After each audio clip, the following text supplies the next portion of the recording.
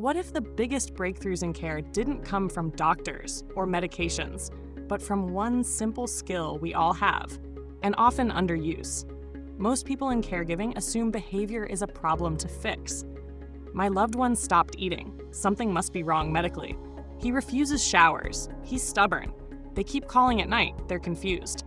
But what if that behavior is meaningful communication? If we just listen? We've worked with hundreds of families and professional caregivers dealing with withdrawal, resistance, fear, and frustration in care. And over again, the cases that changed for the better didn't start with medication or intervention. They started with being listened to. In a world where nearly 1 in 4 U.S. adults is a caregiver, and the number keeps rising, the need to improve not just care tasks, but care communication has never been more urgent. So today we'll walk through 5 real care scenarios where listening made care better.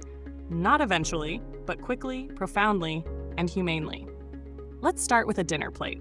A caregiver noticed a client, once enthusiastic at every meal, now barely touched food. Expectation: something medical is wrong. Reality: after asking a simple question, does the food taste different to you? Instead of assuming illness, the answer was, I can't taste anything anymore. Loss of taste is very common in older adults, especially due to medications and age-related sensory changes, but no one had asked. The care plan shifted immediately. Instead of clinical tests, they adjusted meals. Stronger flavors, more texture, warmer and colder contrasts. Within weeks, the client began eating well again. Not because of medicine, not because of pressure, but because someone heard the reason behind the behavior. The lesson is, people behave in ways that mean something. Listening uncovers meaning. Without it, we chase assumptions. Another caregiver struggled with repeated refusal of showers. Family and staff assumed defiance or stubbornness. Expectation: they just don't want to cooperate. Reality: the caregiver asked one question instead of arguing. What worries you about showering? The answer: I don't want to fall. A past slip, no injury, became a deep fear. Once fear was voiced, practical changes were introduced. Grab bars, non-slip mats, adjusted water temperature, caregiver close at hand. Suddenly, no more resistance. Why? Because the client didn't need convincing. They needed safety and reassurance. The lesson is, resistance often signals fear, not stubbornness. There was a client with a piano in her living room, unused for years. Family assumed cognitive decline. Expectation: she's losing interest in everything. But during a visit, a caregiver asked, do you want to play it? After a gentle invitation, she did. She used to be like this incredible musician that loved to play the piano, played for her church. So we started having more of a conversation about that. And so I asked her if she would play a song for me. After just a little bit of nudging, agreed to play a song for me, and I was able to record it. But I shared the video with her family who did not live in town. And the son called me back emotional and said, that is the first time I have heard my mother play that piano since my father died. What the family hadn't known was that she had stopped playing after losing her spouse. It wasn't memory loss. It was grief, unspoken and unexamined. That recording became a treasured piece of legacy for the family. The lesson is, listening doesn't just improve daily life. It preserves identity. Research shows that quality communication with older adults is linked to improved psychological, emotional, and cognitive well-being. Another caregiver noticed repeated phone calls in the middle of the night. Family assumed this was cognitive confusion. Expectation: it's dementia progression.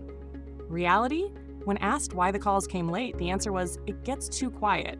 I get scared. Not confusion, not time disorientation. Fear and loneliness. Instead of restricting phone access, caregivers and family added scheduled evening check-in calls, soft music at night, a light on a timer. The calls nearly stopped because the reason was addressed, not masked. The lesson is, behavior isn't always a symptom. Sometimes it's a signal. Finally, a caregiver worked with someone who flatly refused help. Family frustration mounted. Expectation: they just want control. But instead of pushing, the caregiver asked, what's most important for you to keep doing on your own? The answer: I want to cook my own breakfast. So the care plan was redesigned. Caregiver arrived after breakfast, not before. Independence was preserved. Support filled in around autonomy. Gradually, the client began to accept more help. Because listening created respect. The lesson is, respect, not insistence, builds cooperation. If you skip the listening step, you chase the wrong problem. You treat symptoms, not causes. You escalate stress instead of reducing it. They're the ones that help us recognize changes. They're the ones that have that hand-on-hand contact. Caregivers and families are closest to the signals, but those signals only become solutions if we slow down enough to hear them. Listening is preventative care. Listening is dignity. Listening is strategy. So let's recap. A client stopped eating. It wasn't illness. A client resisted showers. It wasn't stubbornness. A client withdrew. It wasn't decline. Late night calls, not confusion. Resistance to help, not pride. In every case, the assumption was worse than the truth. Listening didn't just fix problems. It revealed the real ones. Care quality skyrockets when we stop assuming and start listening. If you're caring for someone right now, here's your challenge this week. Before solving the problem, ask one more question. Then listen. Really listen. And if this video helped you see care differently, share it and comment with a moment where listening made a difference in your life. Because sometimes the most powerful care tool isn't medication, it's presence.